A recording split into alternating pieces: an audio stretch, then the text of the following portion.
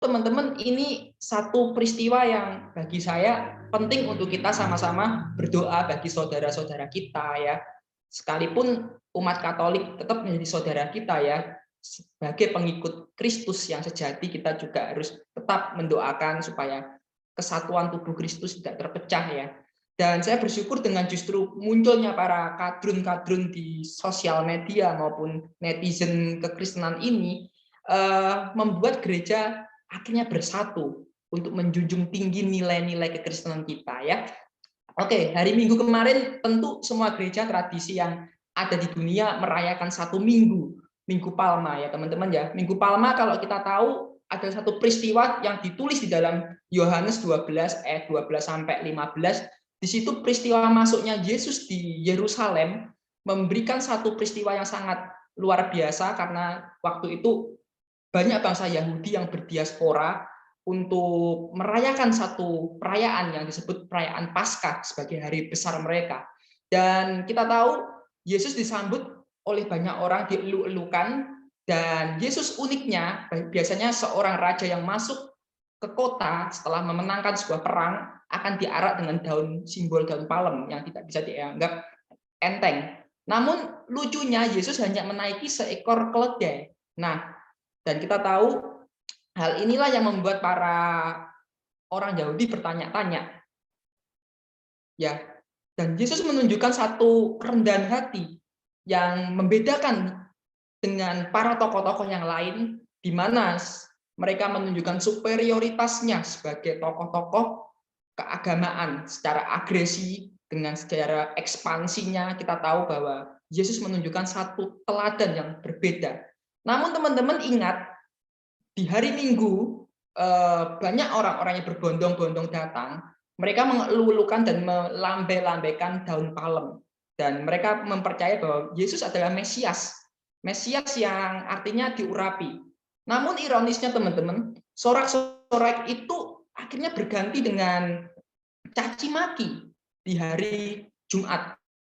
Dan di hari Paskah itu Yesus diadili di bawah Gubernur Pontius Pilatus, dan kita tahu sorak-sorak itu menjadi cacian maki bagi para ahli Taurat, imam-imam, dan semua statement yang dia gunakan adalah salibkan dia, salibkan dia. Dan pada akhirnya ada satu tahanan yang dibebaskan, menjadi dua pilihan, Barabas, dan disitulah Yesus menggantikan posisi yang harusnya Barabas yang dieksekusi mati, tapi Yesus mengambil posisi tersebut untuk menggantikan posisi Barabas. Teman-teman, dari kisah Minggu Palma saya ingin kritisi dua tokoh yang penting untuk kita belajar bersama-sama ya.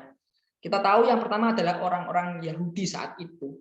Kita tahu bahwa orang-orang Yahudi ekspektasinya adalah dia tidak ingin mentuhankan Yesus, tetapi dia hanya ingin mentuhankan dirinya sendiri. Karena kita tahu ekspektasi yang diharapkan saat itu bahwa terbebas dari penjajahan bangsa Romawi. Tapi uniknya Yesus justru menunjukkan satu standar yang berbeda dengan apa yang menjadi nilai hidupnya.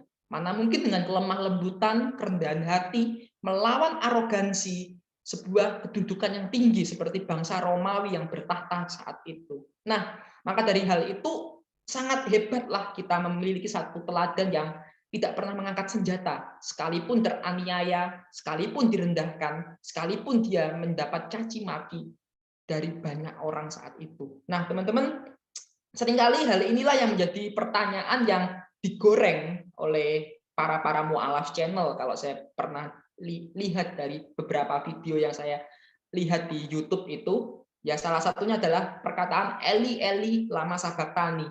Ya, perkataan ini mengundang sebuah polemik tentunya bagi orang-orang yang tidak mempelajari Alkitab dengan benar. Maka dari itu penting untuk kita mengetahui makna dari perkataan Yesus yang kita dasari ya teman-teman ya, firman Tuhan hari ini di dalam Injil Markus pasal yang ke-15 ayat 34 sampai ke 38. Di sini dikatakan, dan pada jam 3 berserulah Yesus dengan suara nyaring demikian, Eloi Eloi lama sabachthani, yang berarti Allahku Allahku mengapa engkau meninggalkan aku. Mendengar itu, beberapa orang yang berdiri di situ berkata, lihat, ia memanggil Elia. Maka datanglah seorang dengan bunga karang, mencelupkan ke dalam anggur asam, lalu mencucukkannya pada sebatang bulu dan memberi Yesus minum, serta berkata, "Baiklah, kita tunggu dan melihat apakah Elia datang untuk menurunkan dia." Lalu berseluruh Yesus dengan suara nyaring dan menyerahkan nyawanya. Ketika itu tabir bait suci terbelah menjadi dua dari atas sampai ke bawah. Teman-teman, berbicara soal perkataan Eloi Eloi lama sabachthani, tentu perkataan ini menjadi satu perkataan yang bagi orang yang mengerti hal ini sangat memalukan. Namun kita harus bertanya, mengapa penulis Injil harus menulis perkataan ini secara khusus? Padahal kalau kita tahu di dalam bahasa yang asli, dalam kitab 4 Injil atau Perjanjian Baru ini ditulis dengan bahasa Yunani, Greek ya, pada bahasa yang asli. Namun penulis Injil menulis satu perkataan Eli Eli lama sabachthani yang artinya adalah dari bahasa Aramaik. Nah, tentu hal ini menjadi satu pertanyaan bagi kita semua. Dan hal inilah yang membuktikan bahwa peristiwa yang faktual dan ontentik ya, artinya bahwa hal ini tidak mungkin dimanipulasi oleh para murid saat itu. Nah, seringkali kan tuduhannya gimana sih, Kak? Seringkali kan tuduhannya bahwa Alkitab kita ini dipalsukan atau diselewengkan oleh para murid Yesus. Karena pada faktanya Yesus tidak mati di salib. Dan yang mati itu adalah orang yang diserupakan, entah itu Yudas, entah itu orang lain. Nah, misal surat An-Nisa ayat 157. Sesungguhnya mereka yang berselisih pendapat tentang Isa selalu dalam keraguan-raguan tentang yang dibunuh itu. Mereka benar-benar tidak tahu siapa sebenarnya yang dibunuh itu, melainkan mengikuti persangkaan belaka. Jadi mereka tidak yakin telah membunuhnya. Nah, teman-teman bisa melihat secara langsung mengapa saudara kita tidak mengakui peristiwa atau fakta kematian dari Yesus, bahkan fakta kebangkitan. Karena kita tahu bahwa dasar yang mereka percayai sudah berbeda ya teman-teman. Kita sudah pertama saya pernah jelaskan bahwa Yesus dalam Injil dengan Isa di dalam Al-Quran itu adalah dua tokoh yang berbeda. Yang seringkali kita berusaha menyamakan yang tidak sama. Itu yang bagi saya bermasalah kalau kita pakai logika kita. Nah, teman-teman kalau berbicara soal, apa ini kok bergerak sendiri mouse-nya. Berbicara soal ontetiknya Alkitab kita, saya akan tunjukkan dua tokoh para sejarawan ya. Beliau ini bukan orang Kristen ya. Mereka ini adalah salah satu orang-orang skeptik yang mengkritik tentang sejarah Yesus. Nah, namun uniknya di dalam kritikan tersebut ya, salah satunya adalah Robert Funk. Beliau ini adalah salah satu orang yang mendirikan gerakan Jesus Seminar ya. Beliau ini orang yang selalu mengkritik naskah-naskah dari Perjanjian Lama, Perjanjian Baru. Bahkan dia menulis tentang kejujuran Yesus ya. Dan dia mengatakan bahwa kematian Yesus adalah fakta sejarah. Nah, yang kemudian adalah Bach Herman ya. Beliau ini menulis satu statement dalam bahasa Inggrisnya bahwa dia ini orangnya dulunya Kristen, namun karena studinya yang tentang dunia-dunia ilmuwan ya, kita tahu akhirnya dia memutuskan untuk menjadi orang agnostik ya, tidak mempercayai adanya Tuhan. Dan tapi hebatnya dari orang yang bukan Kristen ya, mereka ini orang-orang ateis kalau saya katakan teman-teman, tapi dia mengatakan bahwa kematian Yesus adalah fakta sejarah. Nah, salah satu yang dikatakan Bach Herman ini adalah apakah Yesus berkata dan mati dan dikuburkan ya. Satu perkataan yang dia tulis itu adalah jika para murid tidak mungkin mengubah peristiwa tersebut ya, karena perkataan yang Yesus tulis di dalam kejadian itu, di kejadian dalam kitab Matius, tidak mungkin, karena peristiwa yang terjadi saat itu adalah peristiwa yang memalukan. Kalau para murid ingin mengarang kisah kematian Yesus, harusnya dia mengarang sesuatu yang lebih baik, bukan menulis sebuah kematian secara hina apa yang dia tulis ya. Bahkan kalau makanya saya nggak pernah pusing dengan perkataan-perkataan tersebut, ya kayak orang yang mengatakan Yesus nggak pernah mati disalib, karena tokoh-tokoh yang paling skeptik ya, yang mengkritik Yesus terang-terangan, dia mengakui kematian Yesus dan itu adalah fakta sejarah. Nah, kenapa mereka kok tidak mengakui ketuhanan Yesus? Pertanyaan yang paling kita harus tahu, mereka para orang agnostik itu memiliki satu logika tapi tanpa memiliki dasar iman. Nah, maka dari itu, dari mereka inilah mereka tidak mampu menalar antara iman yang dan harusnya didasari dengan pengertian yang benar, harusnya berbanding lurus. Tapi hal inilah yang berbeda dari pemahaman orang-orang ateis saat itu. Nah, maka dari itu kita nggak perlu pusing karena para penulis sejarah dari Yesus sendiri adalah orang-orang yang bukan Kristen ya. Nah, maka perkataan ini menyadarkan kita ya para murid maka akan pentingnya makna itu. Nah, kalau kita tahu bahwa perkataan yang keluar dari mulut Yesus, Eli Eli lama sabachthani, ini bukan perkataan yang spontanitas ya teman-teman ya. Tentu para penulis kita tahu bahwa hal ini semua adalah berkesinambung dengan peristiwa dari kitab Perjanjian Lama juga. Nah, kalau teman-teman adalah peristiwa Eli lama sabachthani, Allahku, Allahku, mengapa engkau meninggalkan aku? Itu adalah satu perkataan yang diambil dari penggenapan kitab Mazmur 22 ayat yang pertama. Nah, saya selalu mengutip kitab Mazmur, kenapa? Karena Mazmur ini ada satu Mazmur mesianik yang sangat menarik. Harusnya kita pelajari sebagai orang Kristen ya.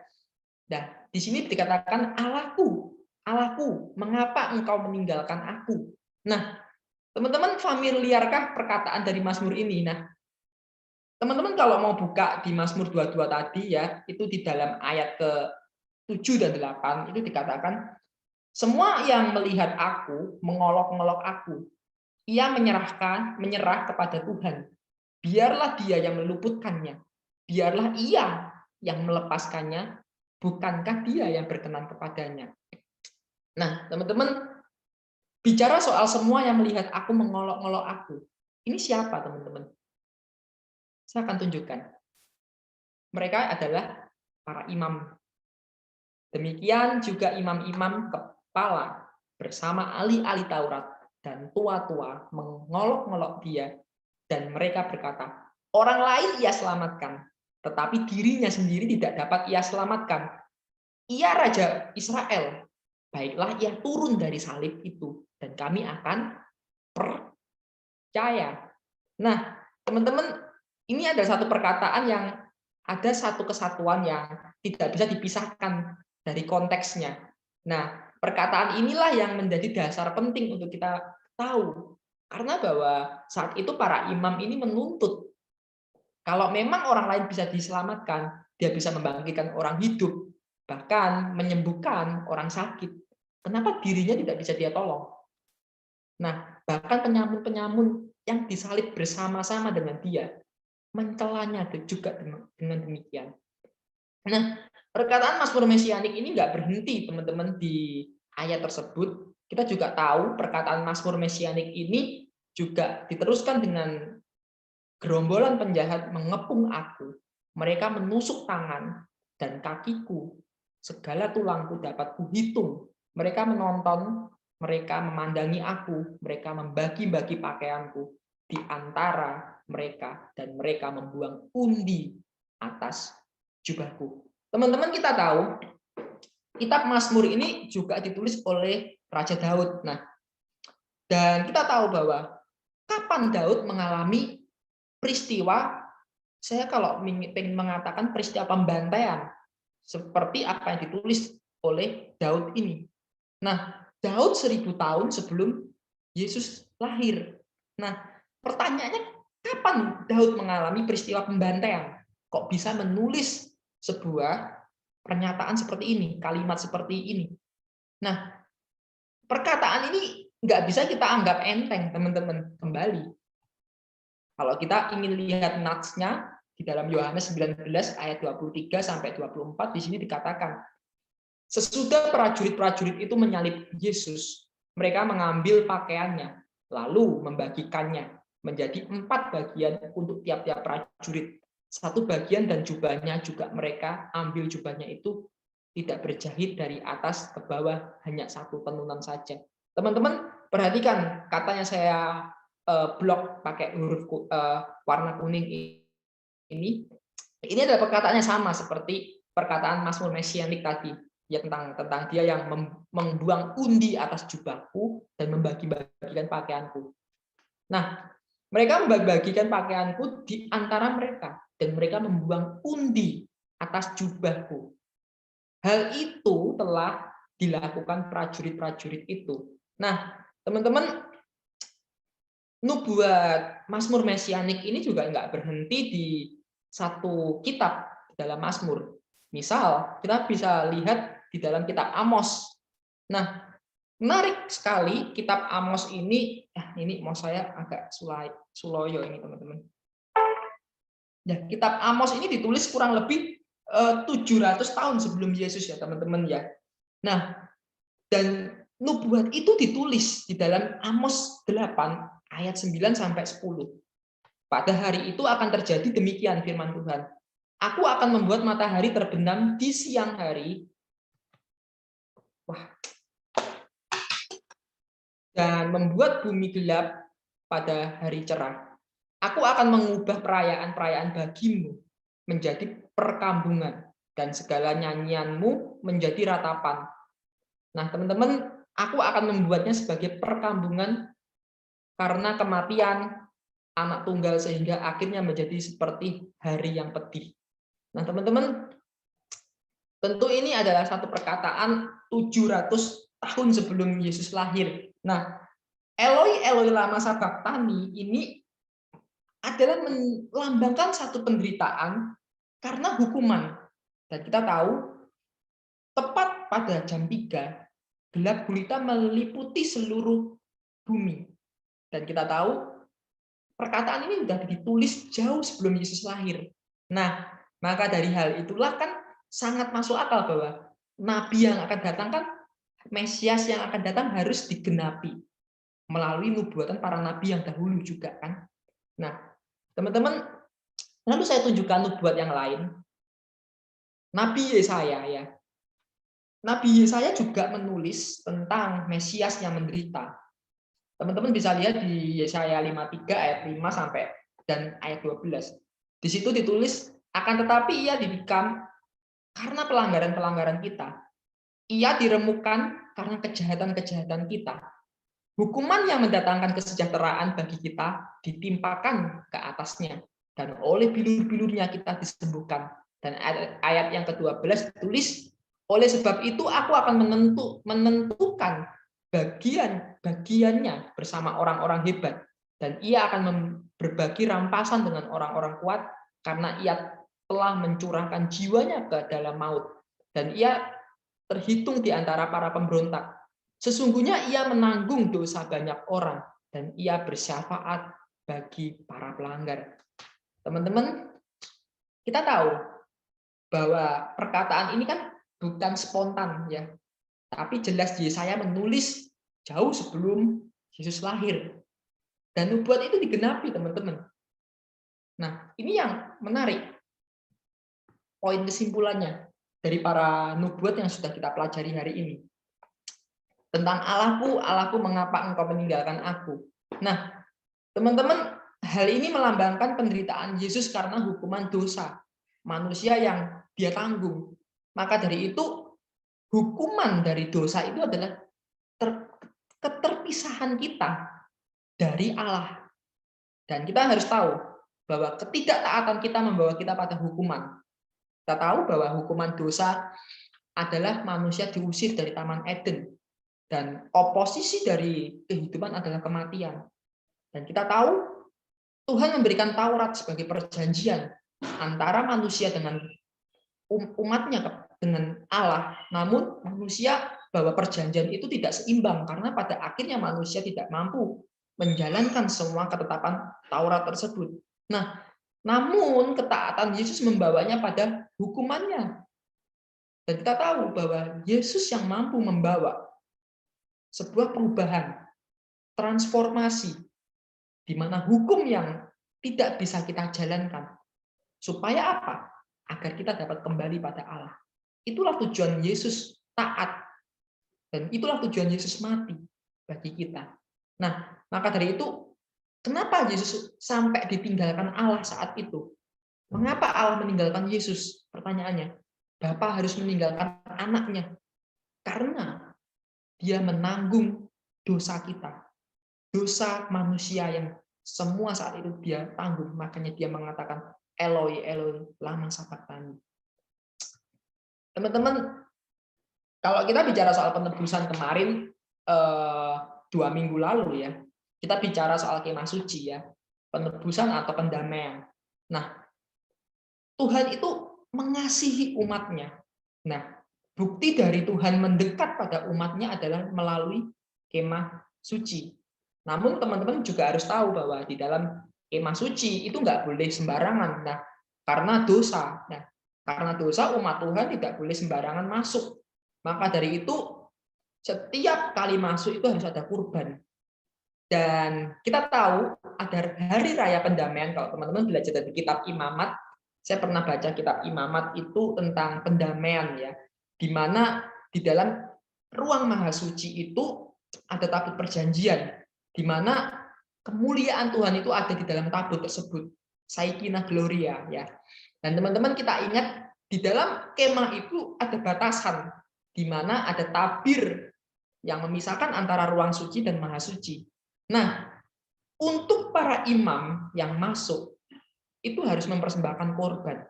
Namun berbeda konsep yang dia bawa tentang hari raya pendamaian.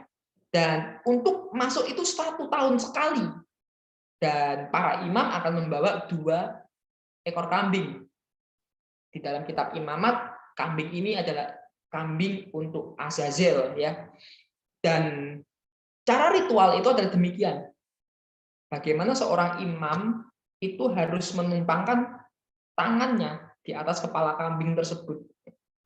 Dan Harun harus meletakkan kedua tangannya ke atas kepala kambing jantan yang hidup itu.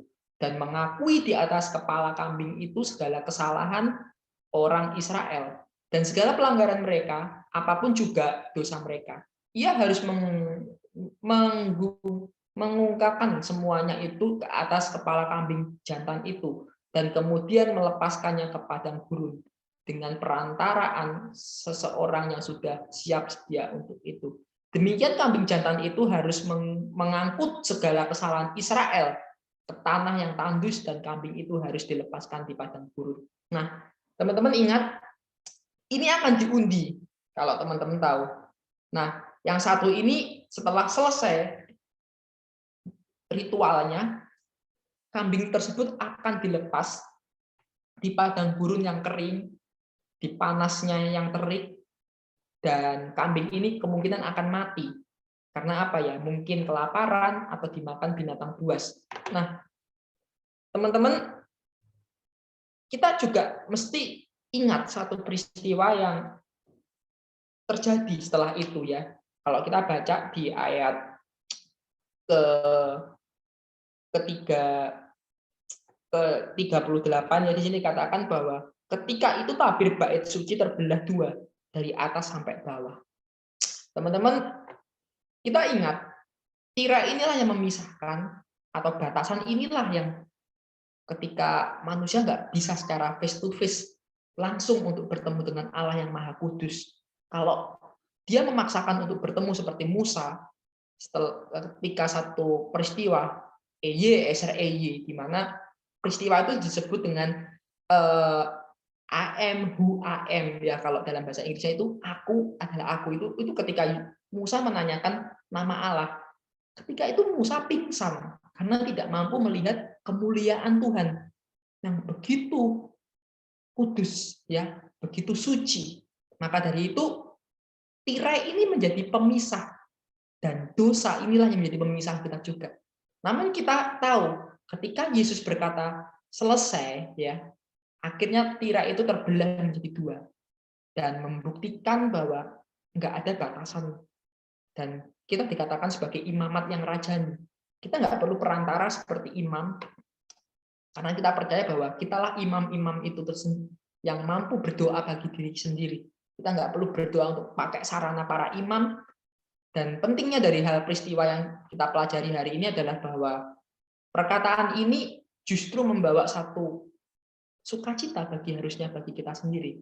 Nah, sekalipun perkataan itu digoreng oleh para orang-orang yang tidak bertanggung jawab, yang mengatasnamakan agama. Nah, teman-teman, saya rasa ini yang saya sampaikan. Mungkin kalau ada pertanyaan, teman-teman bisa tanyakan atau ditulis di kolom komentar. Mungkin Pak Nathan sudah terhubung. Shalom, Pak. Atau masih di angkringan ya. Erikson, apakah Pak Nathan sudah pulang tadi dari angkringan? Oh, sudah, Happy. Oh, iya ya. Oh, ya. Shalom Pak Nathan. Ya, shalom, selamat malam. Baru pulang ini. Saya senang bisa kembali kita belajar Pak Nathan ya. Saya sudah sampaikan tentang materi bagian pertama tentang perkataan Yesus tentang mengapa Allah meninggalkan dirinya. Ya, seringkali kan kita menjumpai perkataan inilah yang digoreng oleh oknum-oknum yang sengaja untuk menjatuhkan kekristenan, bahwa statement itu kan seperti Tuhan yang merendah sekali. Kenapa Tuhan ditinggalkan? Dia tidak mengetahui bahwa oposisi dari dosa itu adalah keterpisahan dari Allah yang kudus. Maka dari hal inilah yang sudah saya sampaikan tentang konsep Mazmur Mesianik, para nubuat, para nabi seperti Yesaya, Amos yang ditulis jauh sebelum Yesus lahir sudah menjadi satu hal yang direncanakan. Dan hal itulah yang menjadi dasar kita tetap kuat. Ya, Alkitab ini kalau bicara soal kritikan sudah seringkali berada di meja debat, teman-teman. Kritik historisnya luar biasa. Banyak orang-orang yang mengkritik seperti tokoh-tokoh skeptik yang saya tunjukkan. Salah satunya Robert Funk dan Herman tadi ya, seorang yang pendiri Jesus Seminar dan salah satu seorang agnostik yang bagi saya mengkritik terang-terangan tentang Yesus. Nah, teman-teman, kalau bicara soal makna Paskah, kita tahu tentang budaya ya, tentunya nggak lepas dari budaya. Teman-teman yang sekolah minggu, yang pernah ikut sekolah minggu pernah ya ikut kita ada pasti mencari telur ya. Ayat di situ nanti kan kita akan cari ke semak-semak. Nah, itu budaya apa sih? Kenapa kok setiap kali bicara soal Paskah itu harus ada telur, kok harus ada kelinci? Nah, hal ini yang harusnya kita tahu juga. Budaya itu dari mana? Teman-teman ingat nggak? Seringkali kalau mengucapkan selamat Paskah, teman-teman menggunakan istilah Happy Easter. Nah, Easter itu boleh nggak sih Pak diucapkan ya? Nanti Pak Nathan bisa jelaskan ya. Karena makna Easter sendiri dalam terjemahannya berbeda ya. Selamat Paskah memang, tapi bahwa Paskah itu kan bukan bicara soal Easter, tapi Paskah itu tentang apa sih? Makna dari kekristenan Paskah itu Resurrection Day ya. Hari kebangkitan di mana Yesus bangkit ya. Maka dari itu kita harus mengetahui secara sejarah kita kenapa kok hal-hal itu bisa muncul di dalam kekristenan kita. Nah, Pak Nathan nanti boleh menyampaikan materinya ya buat kita semua untuk kita belajar budaya ya, secara historis tentang sejarah Paskah. Nah, Kristen kita kan Kristen yang kita adopsi dari Kristen Barat ya, maka dari itu kan orang Barat ya seperti Pak Nathan mengetahui budayanya ya, seperti kita belajar Natal kemarin ya. Pak Nathan bisa menyampaikan tentang budaya Paskah ya.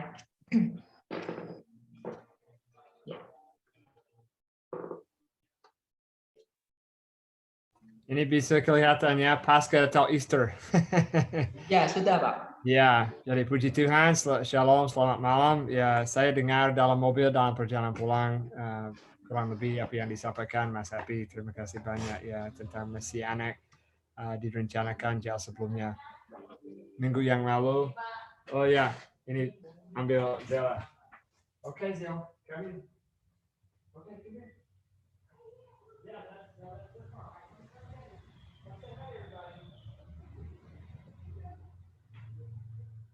Come say hi. Salam mau. Siapa? Halo, Jadi ikut. Sila. Just right here for a minute. Jadi sambil untuk menyegarkan, dan saya berharap ini menguatkan. Minggu yang lalu kita sudah lihat Paskah pertama kan, itu di kitab Keluaran, Tula atau bencana yang terakhir. Setiap kaum Israel harus mengambil domba dan menyembelih. Dan you can sit on the ground. You can staple your book. You can staple the book. Jadi itu penting kita tahu. Tapi sebenarnya soal bahasa, ya memang bahasa Inggris Easter. Nah, Easter banyak kata dalam bahasa Inggris juga ada asalnya dari Eropa, dari zaman kuno. Pasca itu Latin, pasca ya dari Yunani seperti dalam bahasa Indonesia. Jadi bahasa Indonesia mantap, ambil Natal, Pasca itu langsung dari Latin. Latin itu juga sering dipakai dalam kerajaan Romawi. Dan it's empty. Dan itu Pesak Ibrani seperti kita lihat berarti kelewatan. Karena kelewatan apa? Murka Allah melewati rumah karena sudah dioleskan dengan darah domba.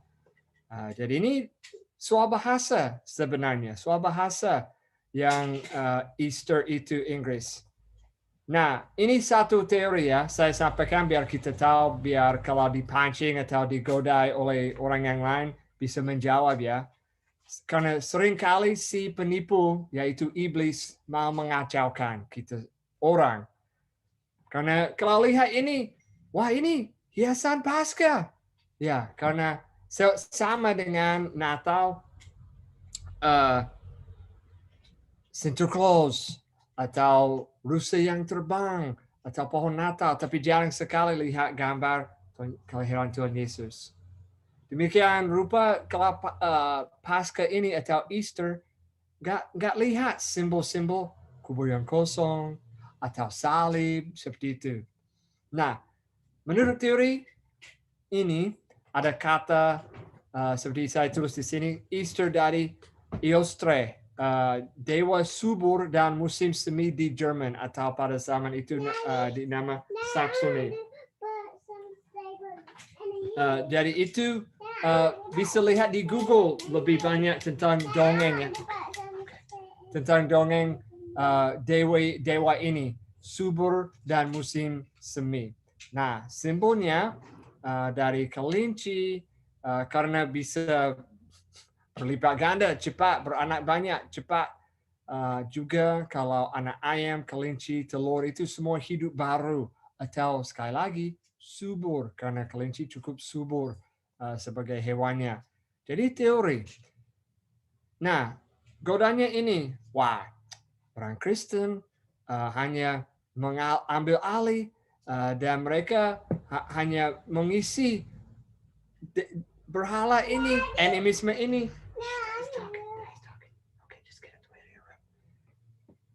Tapi ternyata nggak betul. Salah ini. Salah. Teori ini tidak ada dasar. Tidak ada bukti bahwa memang orang Kristen mengambil kata Easter, bahasa Inggris kata Easter dari dewa ini. Atau tradisi ini di Germany zaman ya kuno, ratusan tahun yang lalu. Ini perlu diperhatikan yang memang terjadi dalam gereja. Tanggal Paskah atau Easter. Bagaimana ditentukan? Karena selalu berubah. Wah, awalnya semua di dunia Asia kecil atau seperti Turki, negara Yunani, seperti itu. Mereka ikut tanggal 14 Nisan. Nah, minggu yang lalu kita lihat 14 Nisan itu bulan pertama dalam kalender Yahudi. Nah, mereka merayakan Paskah dan hari raya kebangkitan Yesus dirayakan 2 hari kemudian. Karena mereka mengakui wah Yesus itu disalibkan dan mati tetap pada hari 14 Nisan. Berarti 2 hari kemudian, 3 hari kemudian itu 16 bulan Nisan. Tapi di bagian dunia barat seperti area Inggris Raya atau Germany, wilayah sana sekarang, mereka perayaan pada hari Minggu setelah 14 Nisan. Jadi mungkin 16 Nisan, mungkin hari yang lain. Nah, kita sekarang ada kalender namanya Gregorian, Januari, Februari, Maret, lain sebagainya. Tapi akhirnya Konsuli, ya minta tolong nanti Mas Happy kalau salah, Konsuli Nicea, maaf ucapannya, Council of Nicaea kalau bahasa Inggris ya, kalau bahasa Indonesia maaf. Tapi intinya ini mereka berkumpul pada tahun 325. Nah, mereka tentukan seperti ini. Hari pertama, setelah bulan besar, setelah equinox atau 21 Maret, titik balik matahari musim semi. Jadi setiap tahun, hari Minggu pertama, setelah bulan besar, setelah equinox atau titik balik matahari musim semi. Dan itu berarti ada di antara 21 Maret sampai 25 April. Ya, seperti minggu ini atau tahun ini, tanggal 4 Maret. Itu. Jadi setelah equinox. Nah, equinox itu kalau lihat di kepercayaan yang lokal di Eropa itu yang hari besar untuk dewa Estre atau dewa subur. Nah, ini menjadi kontroversi dengan tanggalnya. Kapan Paskahnya? Karena gereja Ortodoks atau Tanah Timur seperti Mesir, Syria, mereka di Afrika Utara, mereka melarang, mereka nggak mau merayakan Paskah atau Easter itu dengan 14 Nisan atau dengan kaum Yahudi. Mereka nggak mau. Jadi mereka mau memisahkan dengan kaum Yahudi. Tapi ada yang lain, wah ini seharusnya karena Yesus menggenapi. Jadi kita harus lebih baik kita ambil saja. Dan ini kontroversi dengan gereja awal. Tahun keabad 1, 2, 3, 4, 5, baru sekitar keabad 8 baru diselesaikan dan ditentukan seperti itu tadi. Hari pertama, hari Minggu pertama, setelah bulan besar, setelah equinox atau titik balik matahari musim semi. Nah, itu sudah fix dan bisa disetujui. Nah, mengapa ada kelinci? Nah, ada dongeng di Amerika, ya, membawa keranjang dengan permen dan mainan pada malam Easter. Seperti Santa Claus ya. Wah, dari mana ini? Teori saya dari pikiran orang marketing. Jadi tidak ada, itu hanya orang membayangkan, wah saya mau jual sesuatu, saya mau jual, kalau di Amerika banyak kelinci coklat, bisa beli keranjang, bisa beli mainan. Padahal itu sekali lagi, penipu masuk dan berbelok. Wah, kita ambil perhatian, kita ambil alih supaya orang nggak tahu. Ternyata ini, you want to say hi?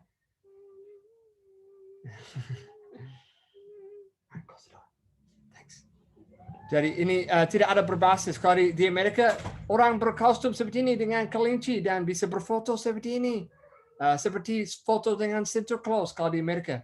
Dan akhirnya, ya kalau di Amerika mungkin di negara yang lain, iblis mengambil alih dan ambil gangguan atau halangan supaya orang nggak tahu, oh ini tentang kebangkitan Yesus, tentang kematian Yesus. Tapi yang mana memuliakan nama Tuhan. Memberi gambar tentang kubur kosong. Ya, puji Tuhan kalau ada waktu hari Sabtu ya, bisa mampir ke tempat dekat Simpang 5 Gumul, bisa lihat drama dengan teman-teman kalian semua. Baru pulang dari latihan drama, Bartol mau terampil, Kak Dendi mau terampil, Vista, Ayu, Steffi, banyak tadi ikut dan latihan. Ini di klinik Tinteram Rahayu baru kemarin hari Sabtu. Jadi kita juga kalau lihat ini tas, ini anak, bentar, nanti. Tapi ini mereka cari telur. Sebenarnya nggak masalah kalau menjelaskan. Kita mengambil balik. Kita ambil alih balik. Nah, seperti ini. Makna telur Paskah. Kebangkitan Isa Al-Masih. sebagai Isa Al-Masih bangkit dari kematian dan keluar dari kubur berbentuk bundar, begitupun dari dalam telur muncul anak ayam yang hidup. Jadi itu kehidupan baru ditandai dengan menganggalkan manusia lama, keinginan daging, dan mengenakan manusia baru. Seperti Matius 28:6, Isa tidak ada di sini, Yesus tidak ada di sini, sebab ia telah bangkit. Jadi kita mengambil alih, jadi kita menjelaskan, kita menjembatani, kita menggunakan saja simbol-simbol. Oh ya, artinya ini. Karena banyak orang nggak tahu, kenapa ada telur, kenapa ada kelinci. Wah, kenapa tidak kita nggak mengambil alih, menjembatani kepada kebenaran yang berbasis Alkitab. Ini ayat bisa menjadi kekuatan bagi kita. Jadi entah kamu makan atau minum atau apa saja yang kamu lakukan, lakukanlah semuanya itu untuk kemuliaan Allah. Kemuliaan Allah. Ya banyak ya kita usahakan untuk menunjukkan, untuk menjelaskan, untuk memasyurkan nama Yesus. Ini seharusnya menjadi hari raya lebih besar daripada Natal. Kalau Paskah ini. Kita harus dengan keras, dengan sengaja mengabarkan tentang Sang Juru Selamat yang datang untuk menebus dosa manusia. Ya, bisa melalui telur, bisa ngisi dengan ayat, bisa mengisi dengan apapun, pakai kreativitas, menjadi berkat, membagi berkat. Ya, dengan siapa bisa menceritakan semua ini kepada keluarga, kepada kenalan, kawan. Mungkin lewat TikTok, IG, Facebook, Twitter, Tweetface, YouTube, Signal, Line BBM, Telegram, WhatsApp. I don't know. Banyak lagi. Ya, banyak kesempatan untuk membagikan kebenaran. Jadi ini sedikit yang saya bisa sampaikan tentang tradisi. Ya, mungkin ada yang ada pertanyaan atau ada masukan lagi, ada hal-hal mungkin mereka pernah dengar.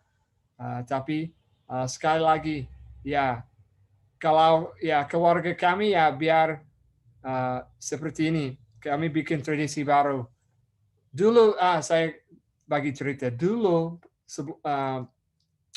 mungkin sudah 10 tahun lebih sama Bu Amber. Saya ibunya Bu Amber setiap Paskah bikin kue kelinci berbentuk kelinci. Saya menegur, wah, mertua saya, wah, kok bikin kue kelinci? Kok nggak bikin kue kubur kosong? Berbentuk kubur kosong. Dan akhirnya, wah, sudah menjadi tradisi dan kita bisa menjadi berkat dan mendorong semua anggota keluarga. Tahun berikutnya, dia bikin kue kubur kosong. Sampai sekarang, setiap tahun, keluarga kami juga bikin kue kubur kosong. Jadi bikin tradisi saja dengan keluarga Anda semua, kalian semua. Bikin tradisi yang akan memuliakan Tuhan dan menjelaskan makna yang sejati, yang benar Paskah itu. Jadi itu sedikit yang saya bisa sampaikan dulu. Ya, monggo ada pertanyaan atau hal yang lain mau ditambah Mas Happy atau yang lain, ya monggo. Yang lain dulu aja, teman-teman yang mau bertanya silahkan. Seputar Paskah teman-teman ya, silahkan.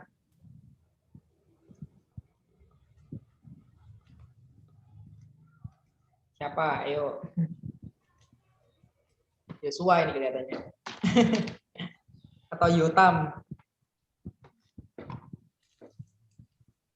Biasanya pertanyaannya berat-berat Yotamin. Ayo teman-teman silakan. Atau nggak mudeng semua. Ya, saya hanya menggarisbawahi satu hal. Sekali lagi,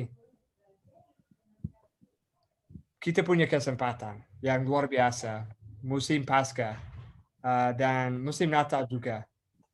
Kita, setiap tetangga, setiap orang yang sekitar kita, mereka padahal belum tahu sama sekali apa itu Paskah. Hanya, wah itu tanggal merah bagi Kristen. Ayo, menjelaskan kebenaran. Nah, apakah mereka tanya tentang telur tak sama kelinci? Ya mungkin.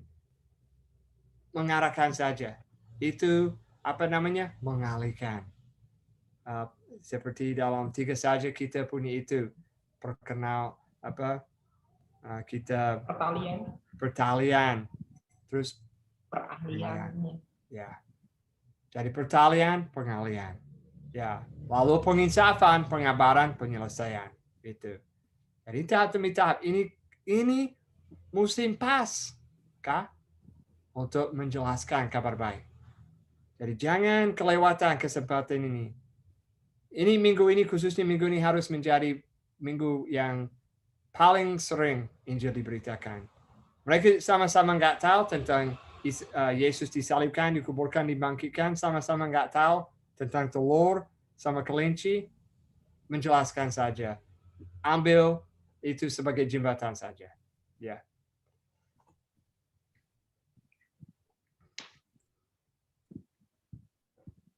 Ayo, saya senang kalau ada pertanyaan teman-teman.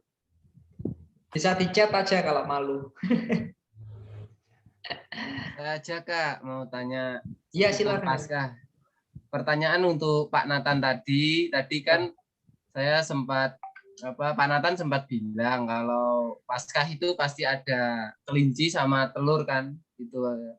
Nah, saya mau tanya Pak Mister, kenapa kok kan dulu saya pernah ikut Paskah itu sebelum tahun-tahun dulu waktu kecil. Nah, itu kan pasti setelah ibadah selesai, nah itu kan pasti dibagi telur, ya kan. Nah, kalau enggak telur ayam, telur bebek. Kenapa kok harus telur itu, Pak? Kenapa kok enggak telur yang lain? Kan banyak kan jenis telurnya gitu.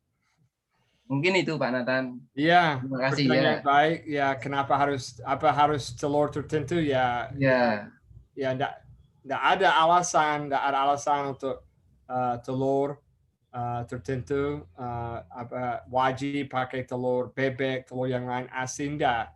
Mungkin apa adanya. Tapi bagi saya, apapun kita lakukan, ini prinsip harus menjadi prinsip hidup. Apapun kita lakukan, tahu alasannya. Tahu alasannya sendiri. Mengapa saya melakukan? Mengapa gereja seperti ini? Mengapa bagi telur? Mengapa? Jangan sungkan atau jangan takut bertanya dan cari kebenaran, cari dasar. Itu. Jadi mengapa ada telur? Ya itu tadi. Kalau telur, kalau belum bisa ketemu makna yang jelas ya bikin saja. Karena kemungkinan orang lain juga tidak tahu. Jadi ambil ahli, ya pakai sebagai jembatan. Ya kalau di Amerika sering kali pakai telur mainan. Jarang sekali ada yang telur beneran. Mungkin di rumah saja ada telur beneran, terus dicelupkan, dihias. Tapi di Amerika kalau dibagi telur dibagikan kepada anak itu mainan dan ada isinya, mungkin permen, mungkin uang. Jadi itu bikin anak senang dan bisa merayakan bersama-sama seperti itu. Gimana? Ada lagi teman-teman? Oke, ini di kolom chat. Selamat sore. Ya, sore Pak Filipus. Selamat sore teman-teman semua. Selamat sore Pak Nathan, Pak Septian. Saya belum Pak. Selamat sore Mas Septian. Iya. Saya mau sedikit sharing kali tentang tadi pertanyaannya salah satu teman kita tentang telur ya. Ya, mungkin ini bukan satu-satunya jawaban yang tepat mungkin ya. Kemungkinan banyak gereja-gereja melihat memang ini sebenarnya bukan pertalian tadi ya, ada ya, pertalian yang tepat ya. Kan kalau untuk menggambarkan kematian dan kebangkitan Kristus itu kan sedikit tidak itu telur sedikit menggambarkan walaupun tidak 100% gitu ya. Telur sebelum dia menetaskan dianggap itu tidak memiliki kehidupan, kematian. Terus kemudian nanti setelah telurnya menetas menjadi kehidupan itu menggambarkan kebangkitan Kristus. Itu sih mungkin pertalian yang diambil banyak gereja di Indonesia gitu ya. Saya nggak tahu kalau di luar sana gitu apakah juga menggunakan telur apa tidak, tapi kalau di Indonesia rata-rata gereja menggunakan telur gitu ya. Seperti itu. Ya itu sedikit sharing dari saya, teman-teman. Oke, thank you Pak Filipus ya. Teman-teman, ini pertanyaan dari Yotam ya. Kenapa Yesus gentar dan berdoa di Taman Getsemani sebelum disalibkan? Ini juga termasuk serangan yang sering dilontarkan terhadap iman Kristen. Nah, dia kan Tuhan, kenapa kok harus berdoa? Itu juga sering jadi pertanyaan yang harusnya kita sebagai orang Kristen harus jawab juga. Ya mungkin Pak Nathan bisa bantu jawab untuk pertanyaan tersebut. Ya, terima kasih Mas Yotam. Ini ya pertanyaan yang baik. Ini kita percaya tentang ketuhanan atau keilahian Yesus. Dia 100% Tuhan, dia 100% manusia. Dia mengalami kondisi nyata, real, kalau bahas soal medis, pada saat dia nangis dan darah keluar. Itu karena banyak pergumulan, begitu banyak, dan sampai ada ya seperti ya nanti hari yang lain sebenarnya ada bahan sendiri tentang salib, kematian dan penyaliban Yesus dari segi medis. Jadi itu untuk lain hari. Itu karena dia tahu apa yang akan terjadi. Dia juga maha tahu. Kenapa dia gentar? Gentar seperti itu karena dia tahu apa yang sebentar lagi dia akan ditangkap. Karena dia sudah memberitakan murid-muridnya. Hari sebelumnya, minggu sebelumnya, bulan sebelumnya. Dia sudah berkata, kita akan pergi ke Yerusalem. Anak manusia akan ditangkap, disalibkan, dikuburkan, tapi jangan khawatir, hari yang ketiga akan hidup kembali. Seperti itu. Dia sudah memberitahukan. Dia juga maha tahu, itu dalam keilahian, ketuhanan. Dia tahu apa yang akan terjadi. Nah, dalam daging itu ya tidak enak. Ya jelas, nyeri. Luar biasa nyerinya, sakitnya. Jadi dia tahu apa yang akan terjadi.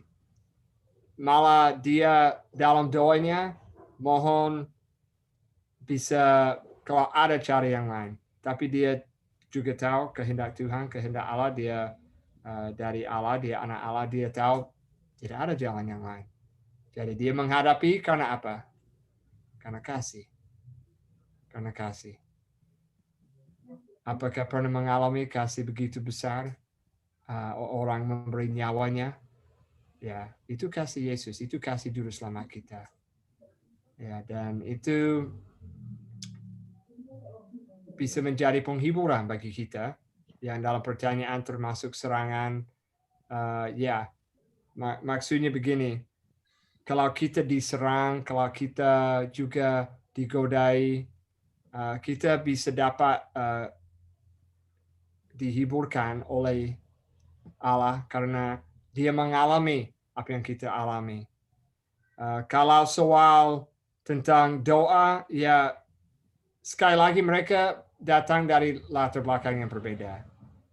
Jadi ini pertanyaan dan bisa dipakai. Ini juga kita catat ya Mas Yotam karena kita sama Mas Happy punya rencana untuk sesi yang lain untuk sarangan secara khusus yang sering dipakai dan kita bisa membahas satu demi satu. Tapi dia sudah mengajar sebelum Taman Getsemani seperti doa Bapa kami, Bapa yang ada di surga. Ya, jadi dia sudah mengarahkan dan dia menjadi satu pengantara. Hanya ada satu pengantara, itu di kalau mau buka di kitab 1 Timotius. Ini juga bisa membantu menjelaskan. Pasal 2 ayat 5 dan 6.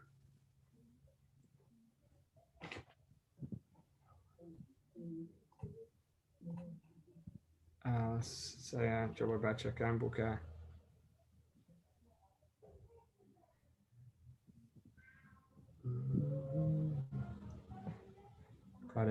Kalau sudah ketemu, ya. Karena Allah itu, ya, Esa dan Esa pula dia, ya itu, menjadi pengantara antara Allah dan manusia, yaitu manusia Kristus Yesus yang telah menyerahkan dirinya sebagai tebusan bagi semua manusia. Itu kesaksian pada waktu yang ditentukan. Hanya satu pengantara antara Allah dan manusia. Hanya satu ada yang maha kuasa. Itu ada lagu ya Mas Hafi.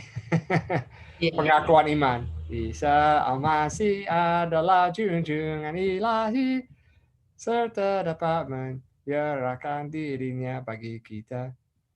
Hanya ada satu Allah yang maha kuasa. Iya. Dan satu pengantara Allah dan manusia, yaitu Isa Al-Masih. Ya. Pengakuan iman. Ini sebagian dari pengakuan iman kita. Ya, seringkali kita, I believe in God the Father. Ya, dia datang, tidak ada jembatan yang lain, tidak ada cara yang lain, tidak ada jalan yang lain untuk dapat penebusan dosa. Harus ada yang sempurna, harus ada yang tidak berdosa. Jadi itu sebabnya dia diakui sebagai Tuhan. Dia juga mengakui diri sendiri sebagai Tuhan. Yohanes 13:13. Ada ayat-ayat yang lain. Yohanes 20:28. Yohanes penuh dengan itu. Ya itu ya mungkin untuk membuka pertanyaan. Ya kalau ada yang lain yang monggo menambah kepada jawaban itu. Mungkin nanti kita akan gunakan seri khusus untuk sesi apologetika ya Pak. Mungkin itu yang saya pengen untuk memberi ilmu ke teman-teman semua supaya dalam pemberitaan Injil juga kita mampu menjawab ketika ada pertanyaan yang mungkin teman-teman terkadang pertanyaan-pertanyaan yang menjebak, akhirnya teman-teman jatuh pada polemik. Nah, seringkali kan itu yang jadi ketakutan orang-orang Kristen ketika diajak untuk memberitakan Injil. Takut ditolak, takut dibunuh bahkan. Ya memang kita kan domba di tengah serigala. Jadi apapun resikonya ketika kita hidup, kita akan mengalami apa itu penderitaan. Nah, teman-teman jangan berpikir bahwa penderitaan itu di zaman hanya para rasul. Di zaman kita pun seperti yang saya share tadi di awal introduksi saya tentang pengeboman di gereja katedral kan, itu bentuk apa? Bahwa dunia kita kan tidak menjamin sebuah kepastian. Tapi Allah yang mampu memberikan kepastian itu. Nah, dari hal yang kita alami, teman-teman, saya berharap teman-teman tetap menjadi orang yang kuat di dalam iman. Nggak tergantung pada situasi yang saat ini membuat teman-teman takut dengan keadaan, akhirnya nggak mau ke gereja, bahkan sampai akhirnya murtad meninggalkan iman sejati teman-teman sebagai orang Kristen. Nah, bagi saya hal apologetika ini sangat baik, tapi apologetika itu ibarat bukan untuk menyerang ya Pak Nathan ya, sebenarnya untuk bertahan. Nah, menyerang itu kita memberitakan Injil, kita memberikan kabar baik.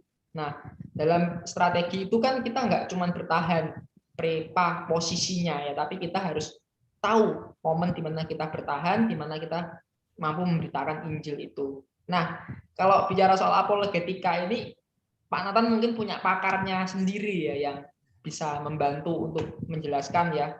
Salah satu mentor saya di Impact Center Boja waktu itu saya dibina juga Pak dengan Pak John Truth ya, mungkin teman Pak Nathan yang beliau juga misionaris dari Amerika yang saat ini berada di Keraton Solo kalau nggak salah ya. Salatiga. Oh iya, Salatiga ya, Keraton. Dia mengambil apa ya Pak ya, kalau saya tentang studi apa? kan ambil PhD kalau saya pernah dengar. Ya, dulu memang di Yogyakarta untuk musik etnologi. Ya. Oh iya. Jadi punya serangan itu studio untuk musik kontekstual. Ya. Mungkin teman-teman ini yang musik ini sangat suka Pak, kalau ketemu Pak John, Yotam sama Joshua ini ya, tentunya saya berharap kapan-kapan bisa memberi materi ke teman-teman kita ya, atau Pak Greg yang saya juga rindu. Pak Greg ini juga sangat bagus sekali ya untuk menyampaikan iman Kristen ya, dan saya berharap Pak Nathan juga punya beberapa orang yang nanti bisa diundang juga untuk kelas Tiranus kita, supaya kita jadi orang-orang Kristen yang boleh dibentuk untuk karakter kita secara rendah hati dan siap untuk melayani di mana saja, tentunya di sekolah, di pekerjaan, itu bentuk pelayanan kita, di masyarakat ya, kita tetap mampu menjadi saksi. Nah, seperti yang saya sampaikan kemarin hari Sabtu, mungkin Pak Nathan nggak datang di Komsel, saya membahas tentang konsep doa Bapa Kami. Nah, doa ini kan penting sebagai relasi antara hubungan kita sebagai anak dengan Bapa. Karena kenapa seringkali kita nggak ngerti tentang dari apa yang kita doakan tadi loh. Makanya kalau kita lihat dari kisah Yesus, kenapa kok Yesus sebagai Tuhan berdoa pada Bapa. Nah, ini lucu kalau orang nggak percaya Tritunggal, hanya percaya Yesus saja, Jesus only. Ya, salah satu ajaran yang saat ini populer di internet kan Oneness. Oneness itu apa sih Kak? Oneness itu ajaran yang mengajarkan kedudukan Allah yang esa itu hanya ada pada Tuhan Yesus Kristus. Jadi dia nggak mengakui Bapa Yesus, Roh Kudus Yesus. Nah, ini kan ajaran yang bagi saya sangat berbahaya juga. Karena apa? Bahwa Tritunggal itu nggak ada dalam Alkitab. Kita sudah belajar ya kemarin tentang Tritunggal di bulan Februari, kita sama Kak Melvin, Pak Nathan menjelaskan secara fakta, secara pengakuan iman rasuli. Saya sudah sampaikan tersebut melalui konsili Nisea, dan juga saya juga sampaikan tentang peristiwa yang terjadi oleh kredonya Antanasius ini kan, yang kemarin sudah saya sampaikan. Nah, teman-teman, ini akan kita pelajari bersama-sama nanti. Saya berharap supaya kita jadi orang-orang yang bertanggung jawab ya, nggak serampangan, tetap jadi saksi. Itu modalnya. Dan saya bukan apa ya, anti berkat ya, ajaran tentang yang praktis ya. Saya sampaikan kemarin Sabtu itu praktis, tapi saya juga tegas ketika menyampaikan firman. Saya nggak selalu comot hal-hal yang enak, yang hanya sekedar membuat orang itu, ya sekarang kan akhir zaman, jadi orang itu hanya pengen mendengar apa yang telinganya yang ingin dengar. Jadi kita nggak bisa membedakan mana iman, mana sugesti. Nah, itu kan ibaratnya apa? Bahwa kita ini siapa kok berani ngeklaim janji Tuhan ya? Janji Tuhan itu apa sih? Keselamatan itu loh, salvation itu loh. Kan kita kan seringkali bicara soal janji Tuhan seperti hamba-hamba Tuhan yang mengatakan klaim janji Tuhan. Janji Tuhan itu apa? Keselamatan dari genapi loh dalam Yesus. Apa yang kamu klaim? Itu kan ngawur sembarangan orang yang mengatakan seperti itu. Nah, kemarin kita juga seringkali kayak kemarin doa. Saya juga sedikit kritisi ya sekali. Saya sering loh negur Kak Jaya itu berkali-kali, teman-teman. Jangan mikir saya ini orang yang kalem. Saya sering loh tegur dia ketika mengajarkan satu pengajaran yang nggak sesuai dengan Alkitab. Salah satunya kan sering saya kritisi salah satu doa yang dia ucapkan itu enggak secara langsung itu Sabelian doanya. Dia enggak mengakui memang Tritunggal, I believe in God, oh Father, I believe in God the Son and Holy Spirit. Tapi yaitu Tuhan Yesus Kristus. Ingat, Yesus bukan Bapa, Bapa bukan Yesus, Yesus bukan Roh Kudus. Dan kembali konteksnya tentang doa kemarin ya saya bahas bahwa bukan 2-3 orang sepakat Tuhan kabulkan. Itu ayatnya dari mana? Itu ngawur ya. Teman-teman tuh klaim-klaim. Kita ini sebagai orang Kristen seringkali doanya gini, doa persembahan juga. Tuhan berkati kami yang telah memberi 100 kali lipat, 200 kali lipat. Arogan banget kita jadi orang Kristen. Kita diberkati secara cukup. Kita bisa makan, bisa berpakaian dengan baik. Apakah itu kurang? Kita kan nggak lebih dari orang yang arogan. Ujung-ujungnya diberkati kan bukan untuk itu omong kosong kalau orang-orang bilang, oh saya diberkati pengen untuk pelayanan. Ya ujung-ujungnya masuk kantongmu sendiri kok. Berkat itu. Dan saya nggak mau kompromi soal kebenaran, teman-teman.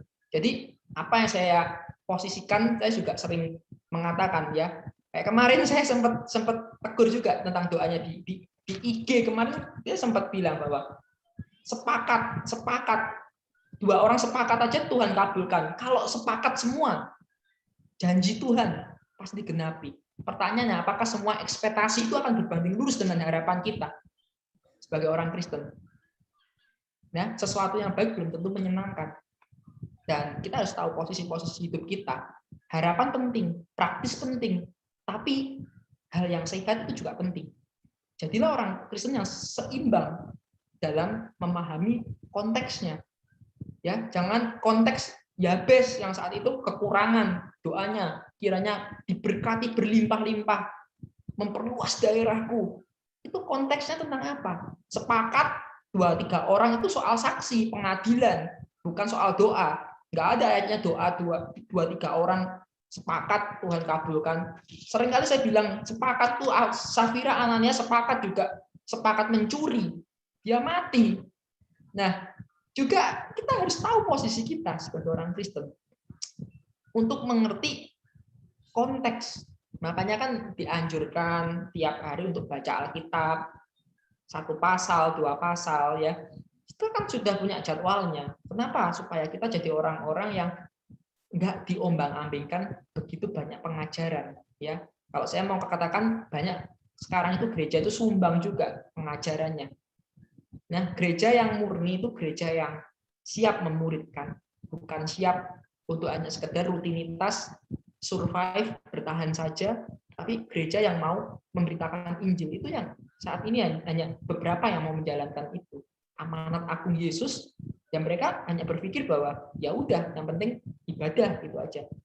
Yang penting gedungku gede, persembahanku masuk, dan income-ku gede, dan pokoknya bisa makan, minum, bisa beli mobil, bisa beli rumah, bisa menabung uang yang banyak.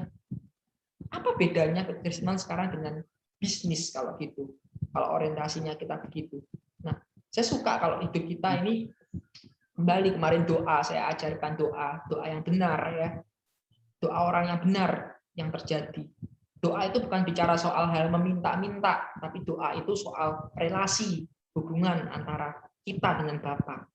Doa yang meminta-minta itu bukan mental Kristen, karena itu mental transaksional ya, teman-teman perhatikan bahwa relasi ya, makanya kemarin kan kita bahas mengapa berdoa kalau Tuhan tahu kebutuhan kita. Nggak ada yang bisa jawab tuh kemarinnya saya tanya kenapa berdoa, padahal Tuhan tahu kebutuhan. Tapi teman-teman saya berharap dari pendalaman ini teman-teman jadi orang-orang yang tetap kuat dalam menjalani hidup ini. Saya berharap teman-teman pengumumannya untuk minggu depan ini, untuk Sabtu ini kita akan ada pemilihan ya. Kita akan ibadah Paskah di Basecamp 2 sesi ya yang akan diselenggarakan. Dan saya berharap untuk tanggal 9 dan 10 teman-teman yang bisa bergabung di acara retreat di Trenggalek, dan saya berharap biaya yang sudah didaftarkan oleh para pengurus, jadi saya harap teman-teman tidak keberatan ya. Kalau ada yang keberatan nanti bisa japri Kak Happy atau Kak Ella atau Kak Jaya langsung. Jadi saya berharap bisa membantu teman-teman sebisa yang ada ya, anggaran dana sosial dari Komsel ini bisa kita donasikan untuk membantu teman-teman supaya bisa ikut acara retreat ini. Ya mungkin itu yang kita bisa pelajari ya. Ada tambahan Pak Nathan? Beberapa ayat untuk merenungkan di chat. Bisa kalau belum dilihat itu dari 2 Timotius, bahwa kita mau sabar dan kita bisa tahu mereka yang belum percaya sedang dalam jerat iblis yang telah mengikat mereka pada kehendaknya. Itu 2 Timotius. 2 Korintus 4:4 yaitu orang-orang yang tidak percaya yang pikirannya telah dibutakan oleh ilah zaman ini, sehingga mereka tidak melihat cahaya Injil tentang kemuliaan Kristus yang adalah gambaran Allah. Injil adalah kekuatan keselamatan. Berarti kalau dapat pertanyaan seperti tadi yang Mas Yotam atau pertanyaan-pertanyaan lain seperti disinggung Mas Happy tadi, mengarahkan ke Injil. Itu kekuatan keselamatan. Mengarahkan inti Injil bahwa jauh sebelumnya keselamatan sudah direncanakan oleh Allah. Yesus disalibkan, dikuburkan, dibangkitkan pada hari yang ketiga, dan semua ini disaksikan oleh ratusan orang. Itu inti Injil dari 1 Korintus 15. 5D. Jadi berharap teman-teman bisa hafal itu dan bisa memberitakan itu kepada banyak orang, kawan, kenalan, dan keluarga.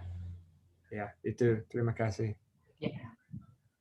Ya, itu ya saja teman-teman yang kita pelajari hari ini. Mungkin Selasa depan kita tetap ada PA ya sampai hari Enif ke-7 nanti tanggal 10, mungkin berarti minggu depan ya, kalau iya minggu depan ya kita ke Trenggaleknya itu nggak terasa. Jadi kita doakan untuk acara yang sudah semakin dekat.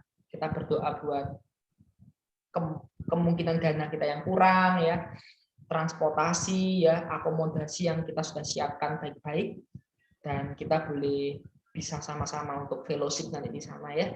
Dan kita bersyukur kemarin sudah acara prom luar biasa, saya perhatikan ya, acaranya meriah, tapi saya berharap acara seperti ini bisa membangun hubungan kita ya. Komunitas itu kan satu hal yang harus kita miliki, kita nggak bisa hidup secara sendiri. Jadi saya berharap secara bersama-sama kita melangkah dan bersinar bagi kemuliaan Tuhan ya. Mari kita tutup acara pendalaman kita malam hari ini. Nanti Pak Nathan ya bisa doa berkat bagi kita semua, dan yang ada pergumulan nanti Pak Nathan bisa berdoakan buat kerinduan teman-teman semua ya, buat sekolahnya, pekerjaannya. Lalu kita juga jangan lupa ya, doa itu bukan kepentingan kita, tapi doa itu kepentingan Tuhan. Makanya kan saya tanya, pernahkah kita berdoa untuk bangsa dan negara kita? Pernahkah kita berdoa untuk suku-suku terabaikan di mana belum ada kabar Injil di situ? Nah, itu kan doa yang baik, itu kan mementingkan kehendak Tuhan, bukan mementingkan diri sendiri. Kalau kamu minta kaya, minta sukses, kalau orientasimu, tujuanmu untuk Tuhan, nggak masalah. Jadilah pengusaha yang baik, jadilah pekerja yang baik. Kalau kamu orientasimu, mentalmu hanya bisnis tapi tanpa melibatkan Tuhan, hanya memperkaya diri, ya silakan saja. Life is choice. Saya nggak bisa membatasi apa yang menjadi pilihan teman-teman. Tapi saya cuma menasihati apa yang menjadi dasar kita hidup, semua dari Tuhan, untuk Tuhan, oleh Tuhan, dan kepada Tuhan. Dan Soli Deo Gloria, Pak Nathan boleh menutup doa kita. Ya, mari kita berdoa bersama.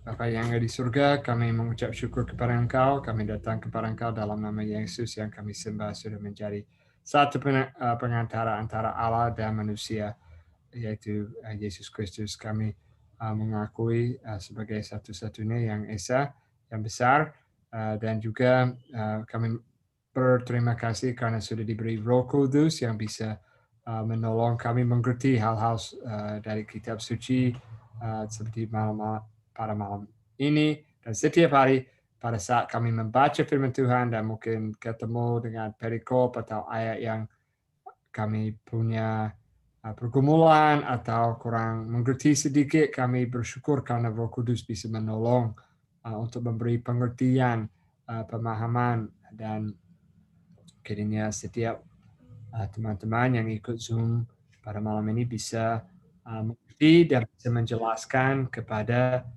setiap orang yang mereka ketemu. Ada yang bertanya, ada yang bingung, jadi mereka bisa menjawab dengan baik, dengan kasih, dengan sabar kepada orangnya. Kami berdoa yang semua anak MMB yang punya pergumulan dengan sekolah, dengan keluarga, dengan teman, apapun mereka menghadapi, kami bersyukur karena Engkau, Tuhan Yesus, sudah datang ke dunia ini dan menghadapi semua. Jadi kalau pergumulan apapun yang kami mengalami, Engkau sudah mendahului, Engkau sudah menggenapi, Engkau sudah menjadi teladan, dan kami bisa datang kepada Engkau, kami bisa serahkan semuanya kepada tangan-Mu. Tidak ada hal yang kami khawatirkan. Kami berdoa untuk sekolah ini, mau ada yang ulangan, ada yang UAS, ada banyak ujian-ujian macam-macam. Kami berdoa semua lancar, diberi tenang, dan juga ada yang bergumul tentang kuliah atau saat skripsi, banyak pergumulan dan tugas. Kiranya Engkau bisa memberi jalan yang lancar dan baik kepada semua. Kami berdoa untuk retreat, kami bisa menggunakan waktu itu untuk misi, untuk menjangkau daerah yang tidak ada gereja, belum ada gereja, belum ada banyak orang Kristen, mungkin belum ada Kristen sama sekali yang asli sana, atau sangat-sangat sedikit. Kami berdoa bisa menjadi berkat bagi Trenggalek, Tulungagung melalui doa, melalui pemberitaan Injil, dan juga banyak suku yang belum pernah mendengar nama Yesus. Satu Paskah ini sudah dinantikan, dan mereka belum pernah dengar tentang kedatangan yang pertama, Yesus. Tapi Engkau sudah mau datang kedua kalinya, tapi mereka belum dengar tentang kedatangan pertama kali, belum pernah mendengar tentang kelahiran dan penyaliban, kematian, kebangkitan. Kiranya kami juga semua bisa berjuang dalam doa dan bisa ambil bagian dalam misi melalui doa kepada suku Terbaikan. Kami berdoa untuk COVID sudah bisa berlalu, Engkau bisa memberi pemulihannya, tapi kami juga mau belajar banyak dari pengalaman tahun yang lalu sampai tahun ini, bagaimana hati kami semakin erat sama Engkau. Kami mau mencari wajah-Mu untuk Engkau melalui doa, mendekati Engkau. Kami berdoa bisa menerima berkat itu, sukacita dari Allah Bapa dan kasih dari Allah Anak dan persekutuan melalui Roh Kudus yang akan menyertai senantiasa sampai kepada akhir zaman. Maranatha, haleluya, terpujilah nama-Mu. Amin. Oke, thank you semua teman-teman. Selamat beristirahat ya. Tuhan memberkati.